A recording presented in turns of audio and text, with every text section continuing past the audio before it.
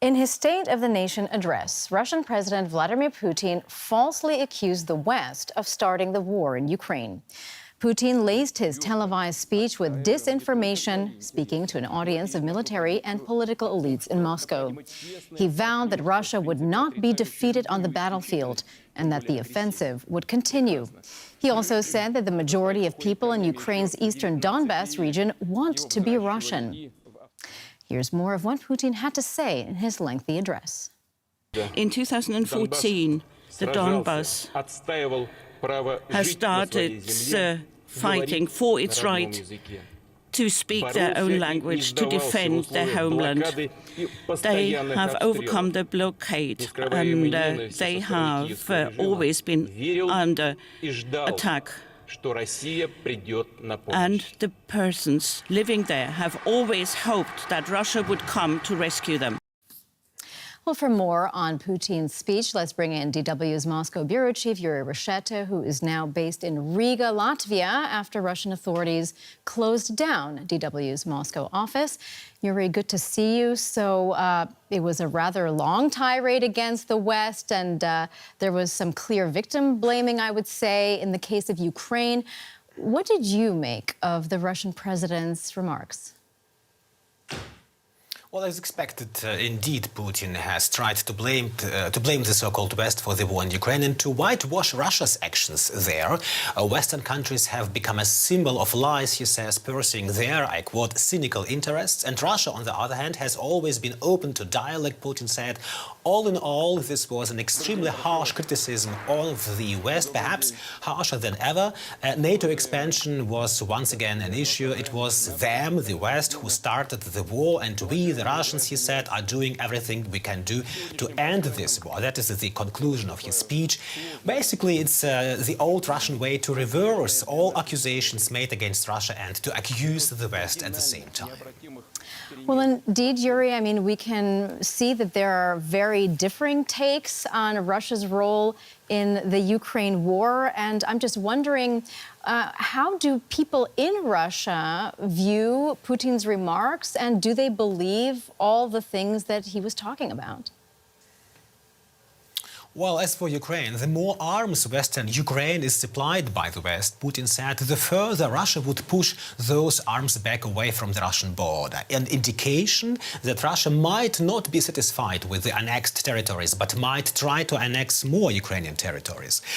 In any case, this was a warning to Ukraine and a warning to the West. The question is, of course, whether Russia can afford it, militarily speaking. But we don't know how long this war will go on. So far, there are no signs that Putin intends to end the war anytime soon.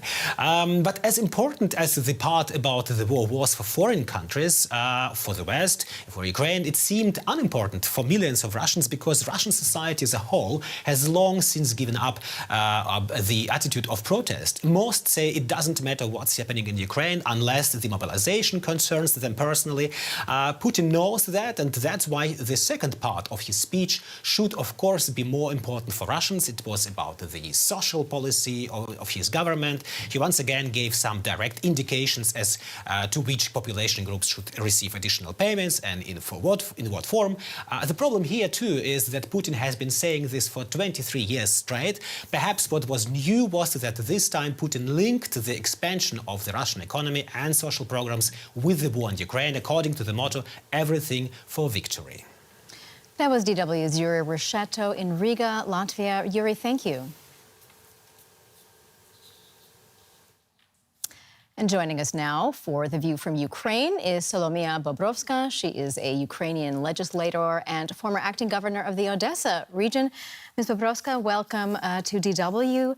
What is your reaction to Vladimir Putin's address to his nation today? Greetings from Kyiv. Actually, to be honest, there is nothing new for Ukrainians, except the only one thing that he again starts to blackmail with a nuclear weapon. He announced that Russia suspend their membership in nuclear treaty with the US, and that means that he is again starting the new I would say, the new track and again to talk about the nuclear blackmailing. That's the first point. And the second, he again greeted unfortunately, Kherson and Zaporizhia and Donetsk and Luhansk regions with the results of memorandum, and that means they will continue after trying to get control over Luhansk and Donetsk region to move to take the control in Zaporizhia and Kherson. That means that we have to stay and find a solution on the front line. I think my previous colleague, your colleague, was pretty right, saying that nothing new for 23 years. And again, they are saying the same myths. How West is trying to have offensive operation on Russian Federation, and that's how they're trying to be faster in their counteroffensive. But that means we have to be ready and we have to move on the front line. Putin also made a point of saying that Russia is not at war against Ukrainians, but rather against the Kiev regime, which he accuses of being a puppet of the West, of being neo-Nazis. What is your response to that? I would say since 2014, when he started to say about the Kiev regime, all presidents were elected officially and in legitimate way, according to the elections, which were recognized by the whole world and by Russian Federation as well. So that's again legendary stories about who is regime, and they are not fighting with the small children here in Ukraine, with the old people, and they are tortures and they are crimes, war crimes they are making. Unfortunately, he doesn't he didn't mention that. And by the way, one thing what we with my colleagues saw that trying to find the faces, familiar faces in the whole, we haven't seen Kadyrov, and that means whether they went back to a small opposition or they formed new units, new combat units, and probably we will see that here on the front line. So, like, I don't think it's again time to discuss how we react. That's a total bullshit, and I think that's what we see. And finally, we have just to face the truth. The only solution will be found and can be found with his mood. And stepping and pushing the economy and Russian society to work 100% for the victory. That means they are not ready to make a step back or somewhere. That means they will go forward and forward until they will be totally stopped or withdraw the Russian troops. And do you think at this point, based on Vladimir Putin's remarks and everything you've heard today, should Kiev nevertheless negotiate with Russia to bring about some peace? I think there is very obvious answer from the whole Ukrainian society, which Ukrainian President Zelensky always saying publicly and very clearly. We are not ready to negotiate until they will withdraw their last soldier from Ukrainian territory.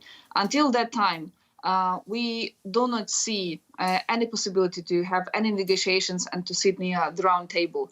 No one from Ukrainians, even despite we are too tired, we are exhausted, we have problems with the resources and so on, we cannot say we are ready to talk about that. Too many lives we lost, too high price we paid, not to sit now near the round table and to talk about any kind of negotiations until the withdrawing the last troops. That was Ukrainian legislator Solomia Bobrovska. Thank you so very much. Thank you. Danke. Well, Vladimir Putin's false claims about the West were not just limited to strategic or military threats. He also railed against what he frames as the Western threat to Russia's traditional values. Let's listen to what he had to say. The West does not understand. It is not possible to win a war against Russia on the battlefield. And that is why they also wage an information war. Of course, they target the young generation in the first place. And here again, they are constantly lying. They are distorting historical facts. They do not stop to attack our religion, our culture, our traditional organizations in the countries. And for some analysis, I'm joined in the studio by Richard Walker, DW's chief international editor. Richard, good to see you. So what do you make of Putin's digression into topics like same-sex marriage and what he refers to as corrupt Western values? Yeah, well, it's all really wartime propaganda, isn't it, Marianne? I mean, there are really quite absurd claims in this speech, for instance, suggesting that children in the West are taught to become paedophiles. I think what he's trying to do is rally public opinion to try to frame this as a clash, not just between military forces in Ukraine, but a clash of cultures, even a kind of a moral war against what he sees as values that are a corruption of conservative values. So I think what's quite interesting, though, is that, this kind of talk really goes against his, on the one hand, he tries to downplay this war. He doesn't like to use the word war. He calls it a special military operation. On the other hand, he hypes it up to being some sort of clash of civilizations. And we know that in past speeches, Putin has even threatened to use nuclear weapons. Was there any mention of that this time around? Yeah, so there wasn't really a direct threat to use nuclear weapons, but I think in the single most important element in this speech came out just towards the end of the speech, and we just heard it referred to by the guest there from Ukraine, and this is him announcing that he is suspending Russia's participation in an arms control treaty with the United States called New START. Now, this arms control treaty, it dates back to, it was agreed in 2010, and it dates back to an earlier agreement right back in the early 90s, 1991. And it's an agreement between the United States and Russia to limit their number of strategic nuclear weapons. And strategic nuclear weapons are these big missiles that you can fire a long way, basically, from one country across intercontinental level weapons. This is seen as a very, very key cornerstone of the stability of the world, that you have an agreement between those two countries not to go beyond certain levels in those forces. Now, in recent months, the United States have been saying that the Russians have not been allowing American inspectors to go and inspect Russian sites as part of this deal. This is part of the deal that each side can check the other sites. The Russians have so far sort of said, it's to do with COVID, given excuses for this. Now Putin's saying we're suspending cooperation, saying why on earth should we give the West access to these sites when they say they want to defeat us strategically, accusing the West of planning nuclear tests, which it is certainly not planning to do. So certainly distortions in there, but a very major step that will be a worry for the entire world, really, because this treaty is very important to ensuring long-term strategic stability between the US and Russia. DW's chief international editor, Richard Walker. Richard, always great to hear your insights. President Vladimir Putin said Western sanctions for Russia's invasion of Ukraine had failed and insisted Russia had all the resources it needs to support the economy. In a State of the Nation address to Russia's two houses of parliament, Putin said he would restructure the economy and focus on domestic demand to offset pressure from the West. Last year's 2.1% decline in Russia's GDP was less severe than forecast. He also said Moscow was working with other countries to build new payment systems and financial architecture. Putin also emphasized how Russia plans to invest in annexed regions. Joining me now is Dmitry Grzybinsky, founder of Trade Explain. Good to have you on with us, Dmitry. Now, everyone wants to talk about how we said the West was overrun with pedophiles, but we're concentrating on the economy today. What stood out to you, Dmitry? So it's very clear that Putin is trying to position Russia as battening down the hatches and settling in for the long haul. He talked about projects with time horizons in the 2030s that are about not just substituting Western demand with domestic demand, but substituting Western technology and Western production with unspecified new markets and with domestic production. It is, to put it very, very mildly, a very ambitious plan. He's also accused the West of wanting to be done with Russia. Is that not, in fact, what he wants? It's very hard to understand this. I think prior to the invasion, the West probably didn't want to spend too much time thinking about Russia, but we're certainly very comfortable doing business with Russia. There was an incredibly mutually profitable arrangement. There was a lot of business links. I think at this point, the West would still very much prefer not to think about Russia, but it has moved itself to a point where the West can survive without dependency on Russian natural resources or agriculture. So I think in that sense, he is correct in some ways. Well, turning inward, he also alluded to economic recovery programs for the, quote, new subjects of the Federation, meaning, of course, the areas that he's annexed. Is that anchored in any kind of reality? I think it's important to remember that the Russian bureaucratic state is dysfunctional, corrupt and broken in ways that it is difficult for Westerners to even wrap their minds around. It is entirely possible that they will allocate some resources to this, and that there will certainly be kind of Potemkin village projects where they will demonstrate how much they are helping. They will build individual buildings, though these will crumble in the occupied areas of Luhansk and Donetsk to prove how much they are helping. But in terms of actually rebuilding this incredibly devastated region in any meaningful way, the Russian track record is not good. He has also said that the West will never win this fight on an economic front. Is he right? It depends how you define victory. Are Western sanctions ever going to lead to an uprising in Russia that removes him from power, or put Russia in a situation that is so economically bad that he has to sue for a humiliating peace on economic grounds alone without having lost the strategic and the tactical battle in Ukraine? Probably not. But are Western sanctions having an effect on the Russian economy? Absolutely, yes. And are they degrading the ability of the Russian military to rearm, especially with the higher tech things that a modern military requires in order to be effective? Absolutely, yes.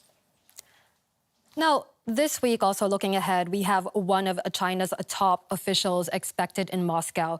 What do you think Wang Yi's presence says about where global trade relations are as a result of this war?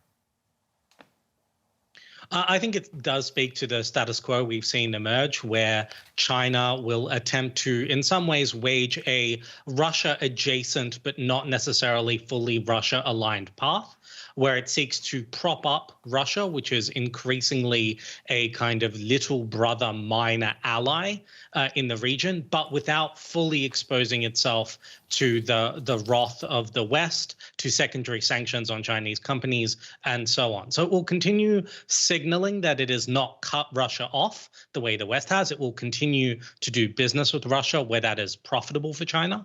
And I think something that Putin mentioned in his speech was trying to improve the logistics of Russia in terms of railroads and ports heading in the Chinese direction to try to improve those trade flows. But China is not a substitute for the West economically when it comes to Russia's economy, and certainly not for many, many years to come. Dmitry Gorzobinsky, founder of Trade Explain, thank you so much for taking the time today. Thanks so much, Anna.